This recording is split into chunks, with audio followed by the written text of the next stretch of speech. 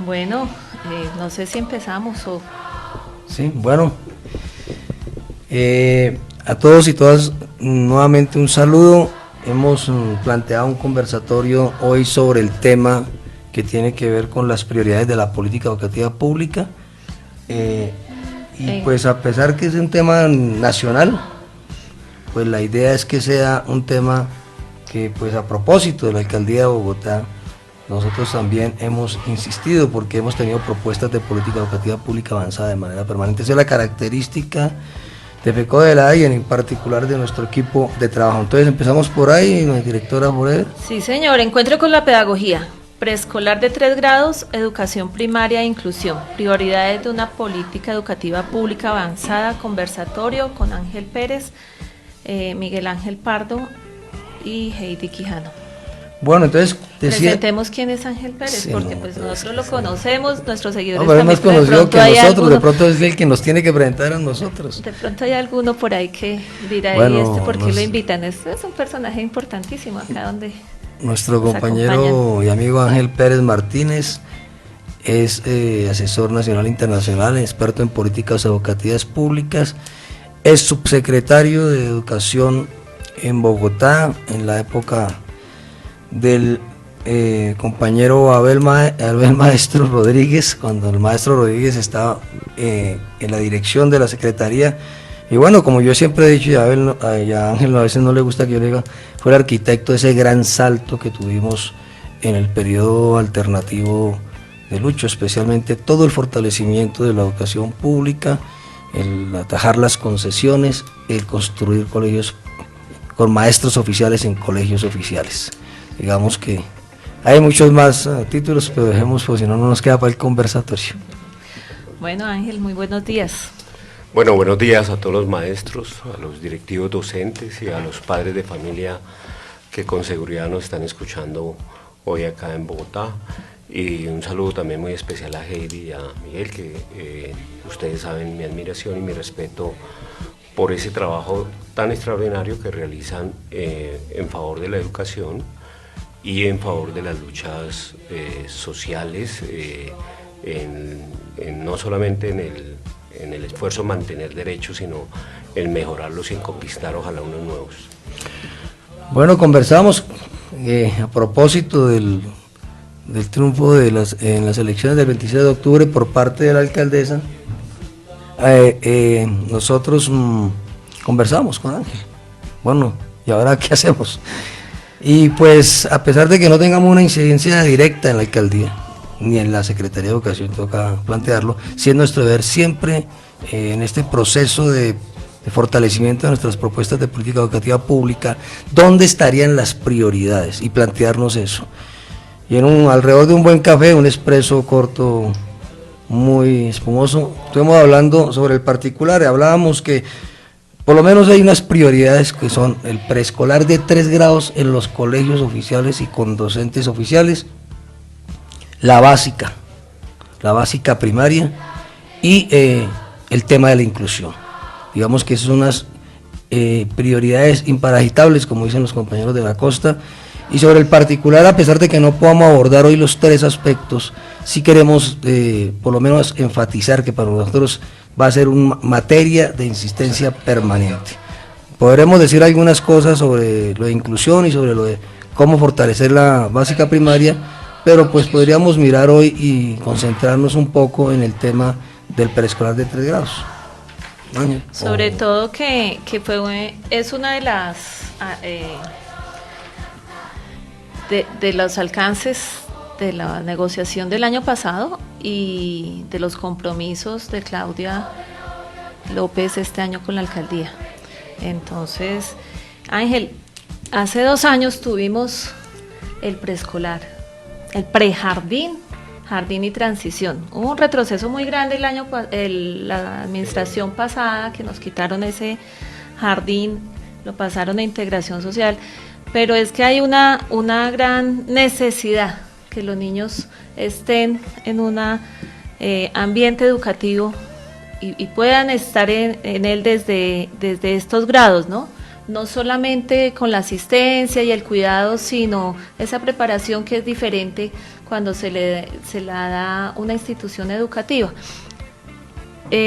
Nosotros le apuntamos a iniciar a la ampliación de las transiciones, a tener mayor cobertura en transición, en jardín y luego seguir creciendo con el prejardín. Yo tengo muy claro que para eso necesitamos una gran inversión en infraestructura, en docentes. Pero docentes, ojalá, porque es que las que están ahorita pues están siempre con la incertidumbre de que nosotros de todas maneras somos de un proyecto y somos provisionales. Ojalá nombradas, para que esto no sea solamente el paso de una administración, sino que esto trascienda. Y sé que no nos lo desbaraten después de que hayamos avanzado en estas construcciones. Necesitamos también estos maestros en las áreas específicas para que nos ayuden a desarrollar, porque tenemos, y todos estamos ya muy convencidos que si no lo hacemos en estas edades tempranas, potenciar todo este desarrollo y todas estas habilidades en los niños, pues son niños que van a tener después dificultades. Y ahí la diferencia entre el público y el privado, porque pues los privados tienen acceso a todas estas áreas, mientras que los públicos no las tenemos, y hay cómo hacerlo. Bueno, yo arranco diciendo que el tema de la educación inicial y en general el preescolar de los 3 grados, digamos, la humanidad ya resolvió eso hace mucho tiempo. Hay una investigación que se denominó el estudio Perry, que es en un pueblo en Ixilante cogieron a 2 grupos de estudiantes, cerca de 60 estudiantes hicieron 2 grados de preescolar y los otros 60 no los hicieron, y los siguieron midiendo al cabo de 35 años después. Ellos encontraron que los estudiantes que habían hecho estos adultos que habían hecho los 2 grados de preescolar, primero manejaban mejor sus emociones, segundo habían tenido menos hechos criminales, habían ido a la educación con relativo éxito hasta la educación superior, y digamos en general, el tener esos 2 grados de preescolar demostró que ayudaba, digamos, a que ellos fueran mejores seres humanos. Ese estudio después fue recogido, avalado por Jay Hinman, que fue premio Nobel de Economía, y él además agregó otro componente, y es que él miró que las inversiones que hacía una sociedad, un Estado, ninguna inversión era tan importante como invertir en preescolar. O sea, y en ese proceso inicial, digamos, desde que nace el niño hasta los 5 o 6 años, esa es la inversión más importante y maravillosa que puede hacer una sociedad en los seres humanos. Y entonces, esto que sabemos, lamentablemente, en Colombia, estas cosas llegan tarde, aunque yo, como lo planteó Miguel Pardo, digamos, este ha sido un grupo que lleva por lo menos 20 años insistiendo en el tema del preescolar. Aquí también hay otra gente, FECODE ha sido, en la ley 115 quedaron los 3 grados de preescolar, pero lamentablemente lo que hoy está claro es que el país solamente arranca su matrícula en el grado de transición. Voy a decirles que Bogotá es la ciudad y tal vez el municipio más avanzado en el tema de los 3 grados, y uno tiene que reconocer que sus cifras son pírricas. Los datos que yo tengo es que en el 2019 se matricularon en el grado de prejardín 8.000 niños, sí, y en el grado de jardín 24.000 niños, pero cuando uno va a mirar ya transición aparecen 49.000 y pico, cerca de 50.000, y en primero hay cerca de 60.000 estudiantes, es decir, para que tuviéramos universalizado transición debería haber 60.000, y para que tuviéramos universalizado jardín, que tenemos 25.000, nos faltarían cerca de 35.000 cupos. Y entonces, pues ni hablar del grado de prejardín, donde faltarían 50.000 cupos. En Bogotá, estas cifras a nivel nacional todavía son más lamentables, en el sentido solamente de cobertura, no estoy hablando de calidad ni de esas cosas. Bueno, aquí yo creo que hay que precisar varias cosas, resaltar. Uno es, en efecto, no es política de Estado el preescolar de 3 grados. La Constitución del 91 en eso limitó enormemente el derecho, es decir, dice que de 0 a 9 se responsabilizará. Fue el magisterio en un paro de 5 semanas en el año 93 en la que planteó que la ley 115 del 94 debía garantizarse, pese a que la Constitución no lo incluyó los 3 grados de preescolar. El artículo 18 de la ley 115 del 94, que es uno de los aspectos más avanzados de las conquistas que logramos en la 115 del 94, señaló que una vez se tuviera cobertura en un 80% primaria y transición, debería el gobierno de recursos propios destinar al prejardín de 3 grados en los colegios oficiales. Entonces la propuesta ha sido básicamente desde el magisterio, no desde el establecimiento, y esto tiene que insistirse y resaltarse. Entonces la batalla ha sido una bandera histórica y ha sido promovida por la federación. ¿Dónde ha habido posibilidades? Donde ha habido posibilidades es cuando hemos tenido los gobiernos alternativos, donde, como ya dijo Heidi, se planteó el tema del preescolar de 3 grados y se inició un proceso en ese sentido. Sin embargo, los resultados a nivel nacional en el país son gravísimos. El Plan Nacional de Desarrollo reconoce que solo el 53% de los niños en Colombia tienen derecho a transición. Por esa razón, en el paro del 2017 y en esta negociación, como recordaba Heidi, después del punto de la financiación, la otra discusión fue sobre el preescolar de 3 grados.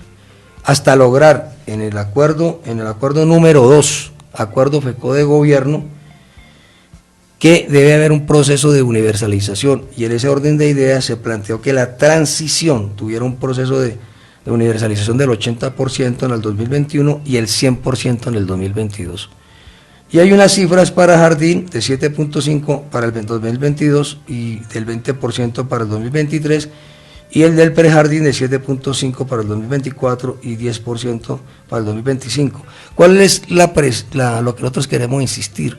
Es muy importante tener el 80% el próximo año en el país, como dicen los acuerdos, por una razón: por asumir de recursos del SGP los recursos para prejardín y jardín. Hoy los concursos, hoy los presupuestos van solamente para transición, y aquí hay que resaltar que fue por propuesta del magisterio, de la ADE, acogida por el sector educativo, cuando los gobiernos alternativos tuvieron la posibilidad de ir ampliando con recursos propios lo de transición, lo de prejardín y jardín. Esto es muy importante, porque a veces la gente dice, bueno, ¿y qué ha hecho la ADE? ¿Qué ha hecho? Este punto toca resaltarlo. El retroceso de Peñalosa es enorme en el debilitamiento de preescolar de 3 grados. Entonces se trata, creo yo, de mirar unos asuntos de carácter urgente y unos asuntos de carácter presupuestal. El presupuestal está definido a que los recursos están atados a que logremos el primer punto de los 36, es decir, la reforma constitucional que el gobierno tiene que hacer para aumentar los recursos de manera progresiva, y que es la joya de la corona de los puntos que hemos dicho, la reforma constitucional para asegurarle la plata a los 1.103 municipios del país. Este es el aspecto central, digamos que en la pelea, pero el punto en Bogotá, creo que tiene que haber algunos puntos muy claros. Uno es el respeto a los acuerdos ADE de Secretaría de Educación del 2014, donde se estableció el tema, y creo que hay una serie de medidas que hay que señalar.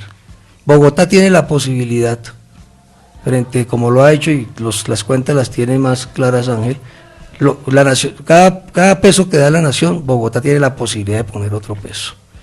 Y eso implica que Bogotá puede acelerar la transición y puede acelerar la universalización del prejardín, hoy más allá de lo que el gobierno nacional puede hacer, es decir, la voluntad política está clara, pero tenemos que otra vez poner claro los mojones, la importancia de los 3 grados de preescolar, ¿no? La diferencia entre el cuidado y la formación, y esto es supremamente clave. porque si no, no entendemos por qué deben estar en colegios oficiales y, como resalta Heidi, de manera permanente en colegios oficiales, y así quedó en los acuerdos. Esto es para decir que Bogotá hoy tiene que suspender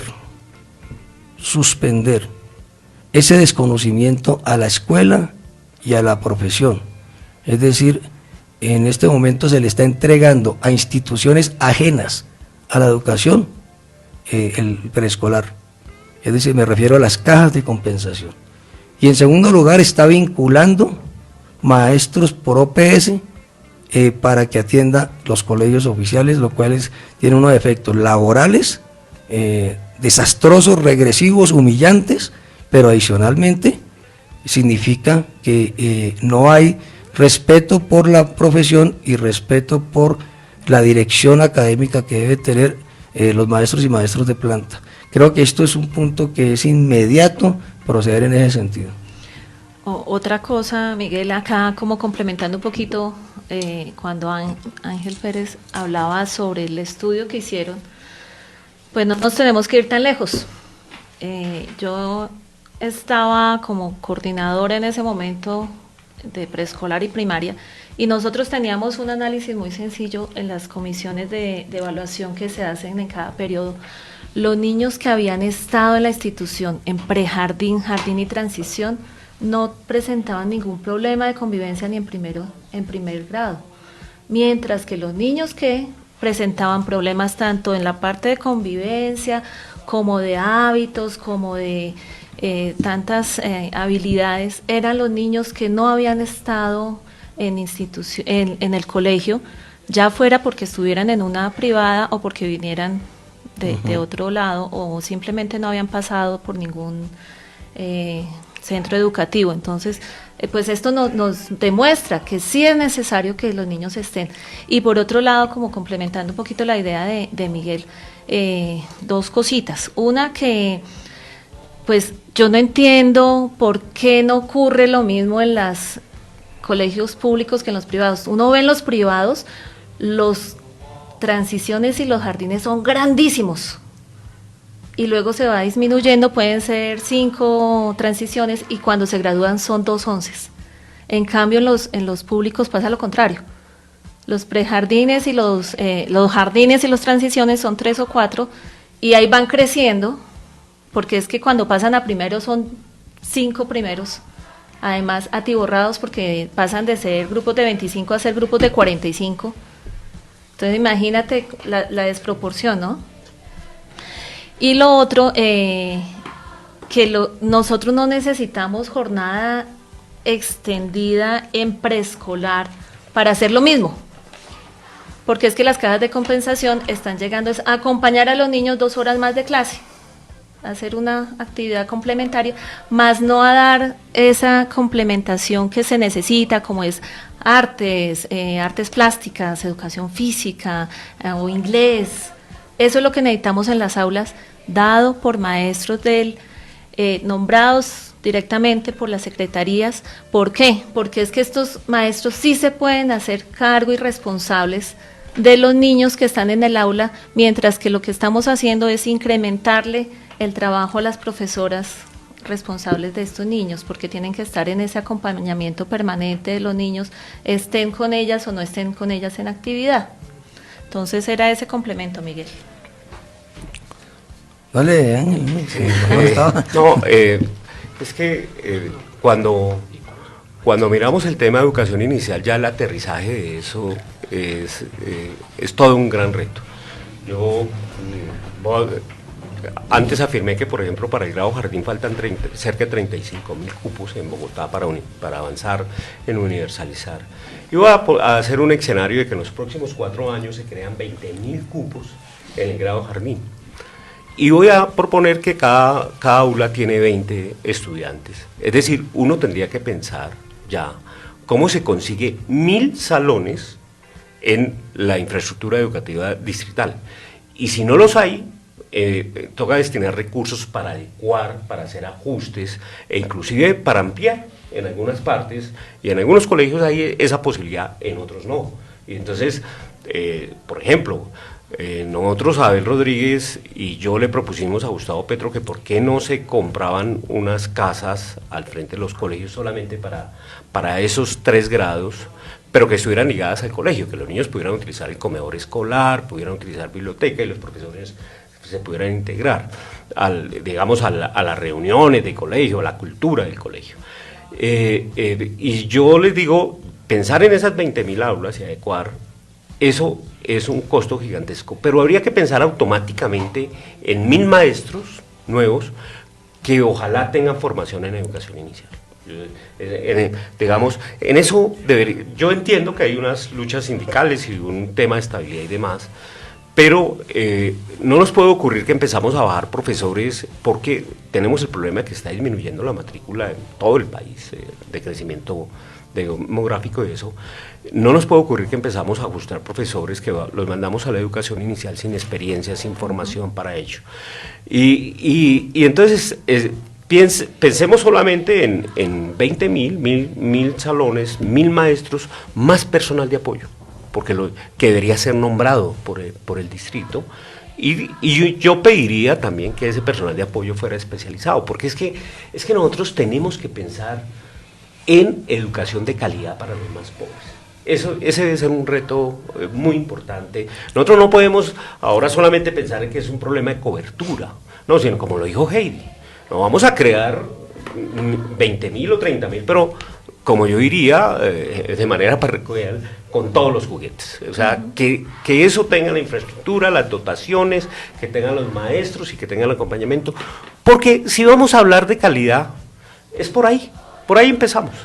Bueno, yo creo que, bienvenido compañero Andrés. Gracias Miguelito, buenos días. Buenos días, bueno, mire, yo creo que, qué pena, podemos ir resumiendo unas cosas. Los puntos, digamos que nosotros proponemos que haya la Secretaría de Educación en este caso, y a nivel nacional, por supuesto, se tengan en cuenta, por parte de los gobiernos, especialmente alternativos, se tengan en cuenta unas coordenadas. La primera es la ley 115 del 94, es decir, no solamente porque el artículo 18 plantea lo que ya dijimos de la universalización, sino porque establece unos objetivos y fines de la educación en general y de la educación preescolar. Ellos tienen que ver con la formación de los niños de esos 3 grados, que han sido cambiados y alterados por objetivos de cuidado, especialmente en los casos donde entidades ajenas a la escuela han asumido la formación. Es decir, no solamente es en el tema de los 3 grados, es en el tema de los objetivos y fines, que eso lo trabajó muy bien Heidi en unas intervenciones y unos artículos que ha emitido, que ha escrito. 2, el acuerdo gobierno-FECODE, el del 2019, porque establece unas metas absolutamente precisas y claras, pero creo que ahí es donde entra el liderazgo de los alcaldes y gobernadores alternativos, porque si no lideran la reforma constitucional para aumentar los recursos, pues no va a haber recursos para este tema ni para los demás. Es decir, el papel no solamente es un papel en el territorio, sino el papel de la alcaldesa o el papel del alcalde de Cali o el gobernador de Magdalena debe ser liderar frente al gobierno nacional la necesidad de esa reforma constitucional para los 3 grados. Y en Bogotá hay unos acuerdos que son los de 2014, me parece muy importante, que están vigentes, como hemos reiterado, ¿no, Andrés?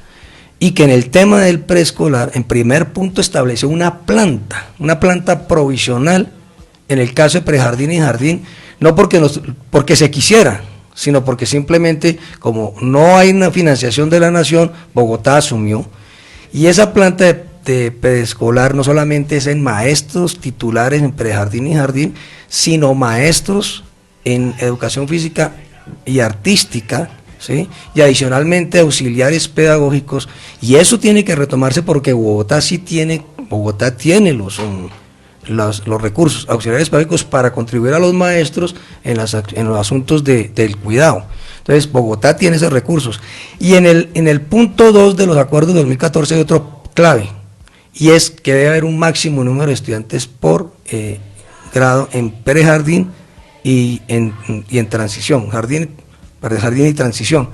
Esto puede retomarse en Bogotá y de manera inmediata. Ahora, habiendo los recursos, digo lo último, ahí tiene que establecer una relación entre la labor de los 3 grados de preescolar, como no son inmediatas, con la educación inicial que se haga, por ejemplo, con la Secretaría de Integración, para que esto pueda prosperar. Pero creo que adicionalmente debe revisarse el convenio Secretaría de Integración, Secretaría de Educación, no en el caso de las maestras que logramos que pasaran de OPS a planta provisional con mejores condiciones, sino en los asuntos de la relación tanto pedagógica, académica como administrativa, y eso tiene que ser de manera inmediata.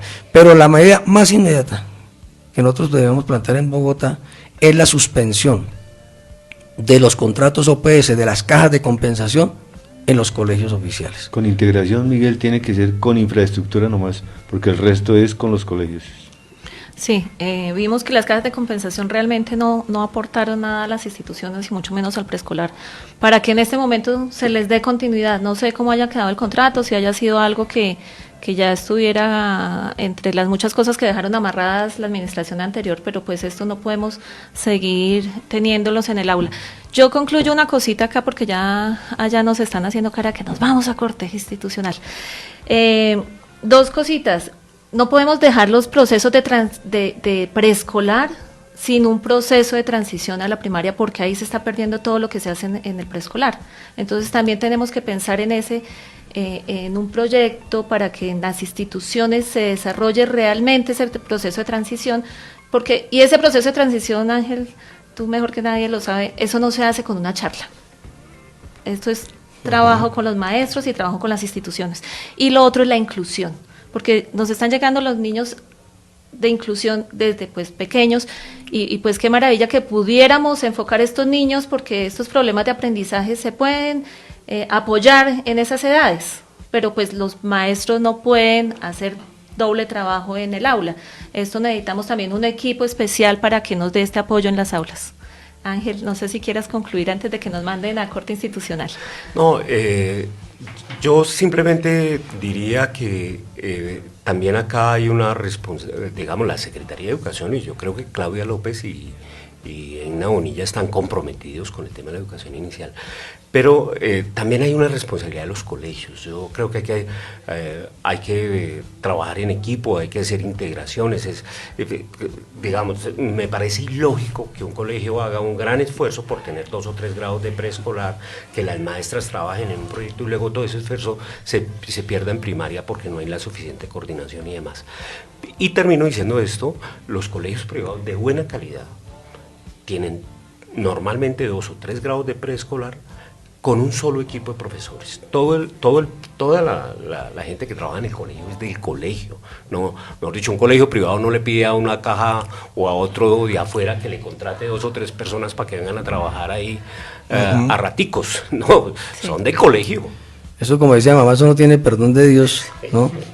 Tener que contratar instituciones ajenas a la escuela para que hagan el trabajo que es de la escuela, y adicionalmente con esa condición laboral tan humillante a las compañeras, pero sobre todo porque la escuela tiene una organización propia, porque determina el rumbo académico los maestros y maestras que están en la escuela, y entonces aquí ocurren son una alteración con medio de una serie de actividades y recomendaciones genéricas repetitivas. Es que uno, pobre muchachas, les ponen a decirle a los maestros que llevan en preescolar haciendo la labor, decirles unas cosas que ellas ni creen, ni sienten, ni en práctica. Miguel, esa contratación con las cajas de compensación es una figura controvertible desde el punto de vista laboral con la planta docente y desde el punto de vista administrativo, que es el desvío de presupuestos que se debían enviar directamente a las instituciones, se va a las cajas de compensación. Y desde el punto de vista laboral es inaceptable, y desde el punto de vista pedagógico y académico, las cajas de compensación no le han aportado absolutamente nada al preescolar de 3 grados, y eso tiene que ser un elemento clave. No hay que inventarse lo que ya no inventamos. Está la ley 115, están los decretos reglamentarios sobre los objetivos y fines de la educación preescolar, y nosotros no tenemos por qué retroceder, dizque porque coger atajos y hacer innovaciones que realmente son innovaciones, son de coaching y no de contenido pedagógico. Bueno, ahora sí vamos a un corte institucional.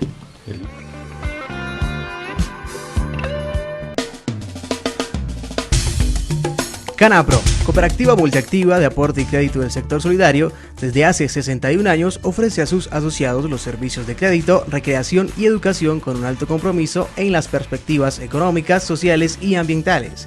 Invitamos a los oyentes a ser parte de nuestra familia solidaria y vincularse con nosotros. Informes 348-0564, 348-0564, extensión 7059.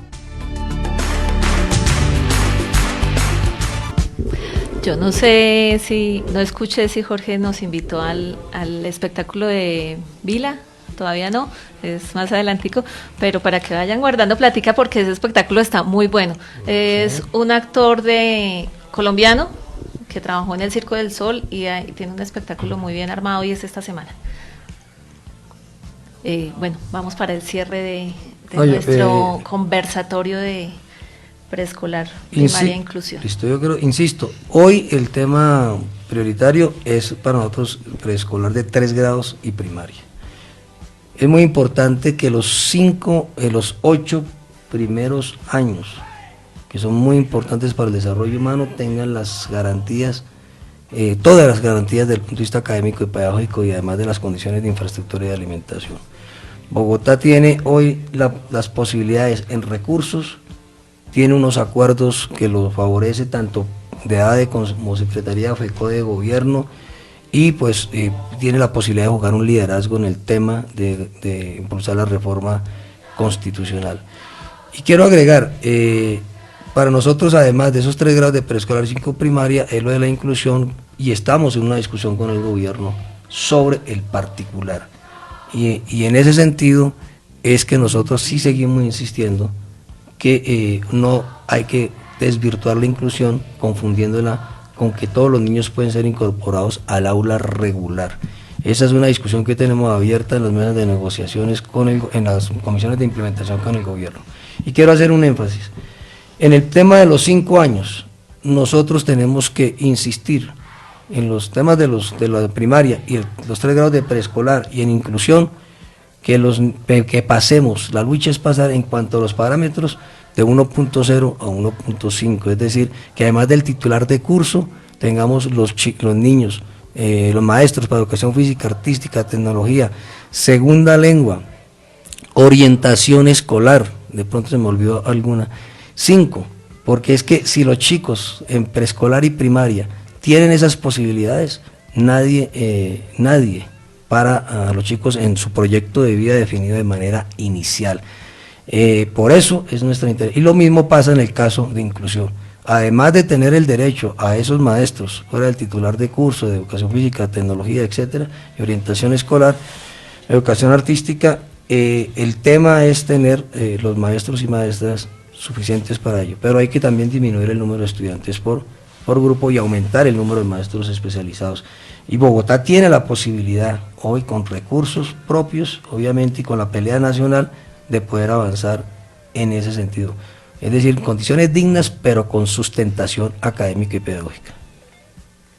Bueno, pues yo solamente quería agregar que eso, como dice Ángel, es también voluntad de los rectores y de las instituciones, porque ¿cómo va a ser posible que a estas alturas un colegio con muy buenas instalaciones, porque lo han ido arreglando poco a poco, y las aulas de preescolar en un deterioro impresionante, los niños conviviendo todavía con moho, con de todo, porque pues preescolar lo dejamos de últimas, porque son los chiquitos, son los que están allá arrumaditos. Esto es la localidad de Suba, el Aníbal Fernández, no llevan 3 años tomándole del pelo a las compañeras, ya arreglamos el aula de al lado, han arreglado todo menos preescolar. Entonces sí le pedimos el favor también a los rectores, profesoras sin carga académica a estas alturas de preescolar, necesitando docentes, ¿cómo decimos? De planta. Y a la vez prorrogando con OPS. Y sí dejando a las cajas de compensación, pero las profes de planta sin carga en preescolar. Entonces esto es gravísimo, esto se puede arreglar. Eso que está diciendo Heidi es cierto, y en la medida en que ni los docentes de media ni los docentes de básica se entienden de manera directa o desconocen totalmente la situación del preescolar. Y uno ve cómo en los proyectos educativos institucionales hay una desconexión total y no hay ni siquiera el acercamiento físico a ir a mirar cómo es que funcionan esos niveles. Entonces cuando uno habla con los profesores de media, dice, ustedes conocen la situación de los niños de preescolar, ustedes saben cómo reciben el alimento, ustedes saben cómo desarrollan sus clases y no lo entienden. Entonces me parece que hay que integrar más eso, es decir, trabajar realmente las instituciones educativas como una unidad, donde todos los niveles tengan ese conocimiento pleno, porque así es imposible tener esa fortaleza del proyecto educativo institucional. Por eso es que el preescolar es muy voluble, es vulnerable, y de ahí que situaciones también como la inclusión se vuelven políticas meramente demagógicas que maltratan a los niños, ¿cierto? Que los incluyen en las instituciones educativas, pero con un trato indigno y no en la medida en que ellos se lo merecen. Es que esa es parte de la calidad, ¿no? Así es. Las aulas, los maestros, la alimentación, todo esto es parte de la calidad y se puede, y hay cómo. Sí, muy interesante cómo terminó esta discusión, porque sí, quienes trabajamos en educación y los maestros tenemos responsabilidades y no las podemos eludir, pero también los directivos docentes. Digamos, estoy hablando de rectores y coordinadores, porque yo debo decir que la mayoría de colegios lo hacen bien, o sea que hay integración, que hay proyecto educativo, que juegan por hacer eso bien, pero también hay colegios en los que ocurre lo que estamos hablando acá, áreas de preescolar olvidadas, no hay integración en los currículos, no hay un PEI que efectivamente estemos buscando cómo se cumple y demás. Y para terminar, yo diría una invitación a los maestros. De estas cosas hay que hablar con los padres de familia, porque es a través de estas charlas que llegamos a la conclusión de la necesidad de conseguir nuevos recursos para la educación y de la necesidad de hacer la reforma al sistema de participaciones y de recursos en general, especialmente para la educación básica y media. Decirle a los maestros que hay que explicar que este país no le puede seguir bajando los impuestos a los ricos, a los más poderosos, y a su vez no disminuir los recursos para el sector social. O sea, que aquí lo que hay que hacer es lo contrario, hay que buscar que efectivamente una gente y unos sectores como el sector financiero que obtiene ingentes recursos, 7, 8 billones de pesos de ganancias. Esos sectores deben tener un mayor aporte, digamos, al desarrollo social de este país y especialmente la educación, y a esos sectores hay que ponerles impuestos. Y decirle también hay que hablar de esto con los padres de familia, que los niños de preescolar son más costosos que los niños de la primaria, la secundaria y la media, que esos niños, los grupos tienen que ser más pequeños, tienen los maestros que tener apoyo, que tenemos que tener unos procesos de alimentación adecuados, unas aulas adecuadas, que las aulas del preescolar deberían ser como las consentidas, las más bellas, las más bonitas, las más dotadas, porque es ahí además, y voy a plantear otra cosa, es ahí donde empezamos desde la educación pública a enamorar a los padres de familia y a los niños, que no se nos vayan. Tenemos problemas muy graves. Yo acepto que hay colegios que no cumplen la matrícula, pero también a veces nosotros tenemos que preguntarnos qué pasa en Bogotá, que hay padres de familia que deciden ir a pagar 300.000 o 150.000 y pagar en un colegio privado, en un barrio. Yo lo voy a poner de ejemplo, en Fontibón, donde hacia el centro de Fontibón hay exceso de demanda pública, pero hay colegios privados todavía en Fontibón que están cobrando 300.000 y los padres de familia prefieren ese tipo de colegios. Entonces hay que mejorar las condiciones de preescolar y hay que avanzar de manera integral en atender, por ejemplo, los niños de inclusión que demandan más recursos, pero que no puede ser una disculpa pues para que nosotros no cumplamos unos deberes que tienen que estar asociados a que ofrezcamos una muy buena educación a los más pobres. Yo diría que, mejor dicho, nosotros tenemos 3 grados de preescolar y los 5 de primaria en todas las condiciones, y la educación pública de alto nivel académico se vuelve inmortal, es decir, inmortal. Y la gente, digamos, los padres de familia van a empezar a preferir los colegios. Correcto. Claro, porque es que hasta el momento le están vendiendo a la población la imagen de que lo público está por debajo de lo privado. Y nosotros como docentes que convivimos todos nuestros días en los colegios y sabemos que profesionalmente estamos dándole todo esto de la educación pública. Hay una buena calidad ahí que se está siendo ocultada para proteger la contratación privada. Bueno, yo agradezco mucho a Ángel Pérez que nos acompañó el día de hoy.